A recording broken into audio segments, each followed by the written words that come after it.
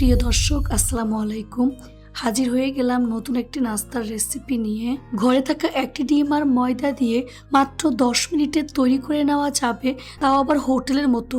এমন একটি মোগলাই পরোটা তৈরি করে দেখাবো। এই মোগলাই পরোটা হোটেলের চেয়ে অনেক বেশি মজা হবে। এভাবে একবার তৈরি করে দেখবেন। আশা করছি এভাবে মোগলাই পরোটা তৈরি করে খেলে আর কখনো হোটেল থেকে পরোটা কিনে খাবেন না, বাসায় নিজেই তৈরি করে নেবেন। চলুন রেসিপিটি দেখে নিচ্ছি। প্রথমে একটি মিক্সিং বলে নিয়ে নেব 1 কাপ পরিমাণ ময়দা, স্বাদ মতো লবণ দিয়ে দিচ্ছি। এবার দিয়ে দিচ্ছি 1 চা চামচ পরিমাণ চিনি, 2 টেবিল চামচ পরিমাণ সয়াবিন তেল আমি 2 বারে দিয়ে মিশিয়ে নিচ্ছি। এবার শুকনো উপকরণগুলো হাত দিয়ে খুব ভালো করে মিশিয়ে নিচ্ছি। হাত দিয়ে ঘষে ঘষে তেল ময়দার সাথে খুব ভালো করে মিশিয়ে নিচ্ছি, কারণ ময়ানটা যত ভালো হবে এই মোগলাই পরোটা তত বেশি খাস্তা এবং পারফেক্ট হবে। যখন দেখবেন হাত দিয়ে মোট করলে এরকম দলা পেকে যায়, তখন বুঝতে হবে ময়ানটা একেবারে পারফেক্ট হয়েছে। এবার এর মধ্যে অল্প অল্প করে কুসুম গরম পানি দিয়ে মোটামুটি সফট একটি ডো তৈরি করে নেব।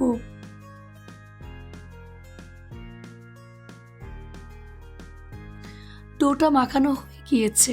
এই ডোটাকে আরও কিছুক্ষণ সময় নিয়ে মথে নিতে হবে।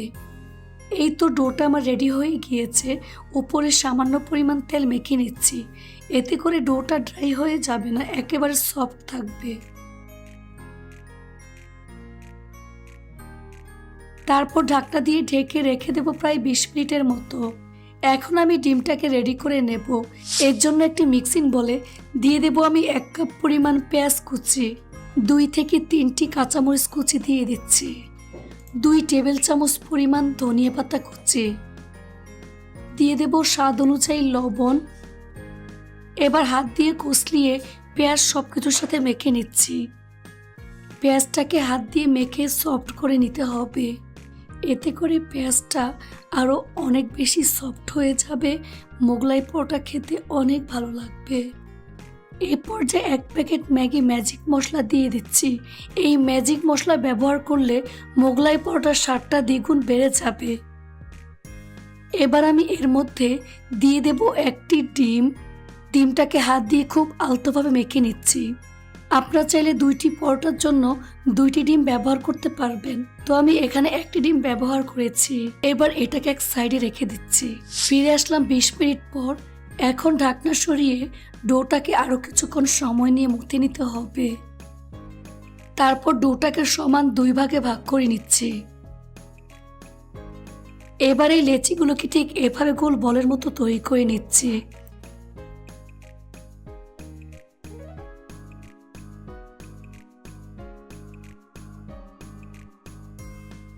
তো এইভাবে আমি 2টি গোল বলের মতো তৈরি করে নিয়েছি।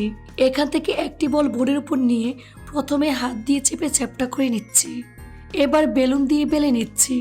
উপরে কিছুটা পরিমাণ ময়দা ছড়িয়ে দিতে হবে। রুটিটাকে যতটা সম্ভব পাতলা এবং বড় করে বেলতে হবে, তবে খুব বেশি পাতলা করে বেলা যাবে না, তাহলে মোগলাই পরোটা ছিঁড়ে যাবে। এই কাজটা একটু সাবধানে করবেন।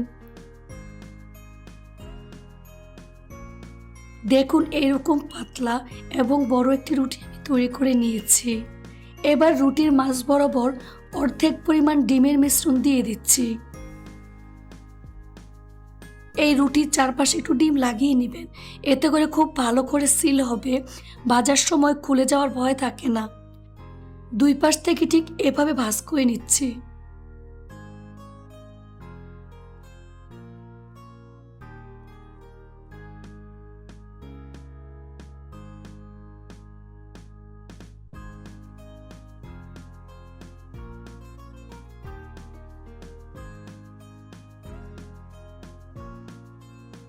আবারও 2 পাশে ডিম লাগিয়ে 2 পাশ থেকে ঠিক এভাবে ফোল্ড করে নিচ্ছি। অর্থাৎ মোগলাই পরোটার ভাঁজ ঠিক যেভাবে দেওয়া হয় আমি ঠিক সেভাবে দিয়ে নেব। এবার হাত দিয়ে আলতোভাবে চেপে সেট করে দিচ্ছি। মোগলাই পরোটা বানানোর সাথে সাথে তেলের মধ্যে ছেড়ে দিতে হবে, তা না হলে মোগলাই পরোটা ছিঁড়ে যাবে। চুলায় আমি আগে থেকে তেল মিডিয়াম আঁচে গরম করে নিয়েছি।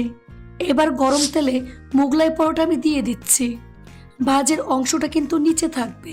তেলটা কিন্তু খুব বেশি গরম করে ফেলা যাবে না, তাহলে মোগলাই পরোটা পুড়ে যাবে, খেতে ভালো লাগবে না। মোগলাই পরোটার উপর এভাবে তেল দিতে হবে, এতে করে মোগলাই পরোটা একটু ফুলকো হবে। নিচের পাশ হালকা ভাজা হয়ে আসলে উল্টে দিচ্ছি। 2টি হাতলের সাহায্যে আমি উল্টে দিচ্ছি। এই কাজটা একটু সাবধানে করবেন। এভাবে কিছুক্ষণ পরপর উল্টে পাল্টে একটু সময় নিয়ে গোল্ডেন ব্রাউন কালার এবং ক্রিস্পি করে ভেজে নিতে হবে।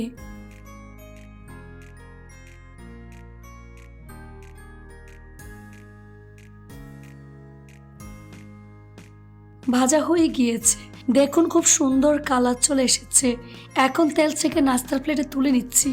অবশ্যই কিচেন টিস্যু ব্যবহার করবেন, এতে করে নাস্তা থেকে অতিরিক্ত তেল চুষে নিবে। একইভাবে আরেকটি মোগলাই পরোটা ভেজে নিচ্ছি। এই মোগলাই পরোটাকেও একইভাবে উল্টে পাল্টে গোল্ডেন ব্রাউন করে ভাজতে হবে।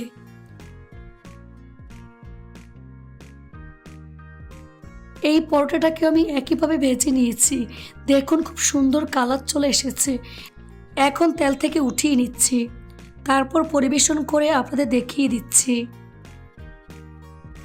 2টি মোগলাই পরোটা ভেজে রেডি করে নিয়েছি। মোগলাই পরোটাগুলো গরম অবস্থায় খেতে হয়, তাই আমি গরম অবস্থায় কেটে নিচ্ছি। এবার একটি মোগলাই পরোটা আমি নিয়ে নিচ্ছি। মোগলাই পরোটাকে আমি 6 ভাগে ভাগ করে নিচ্ছি। আপনারা চাইলে আরও ছোট করে কাটতে পারবেন।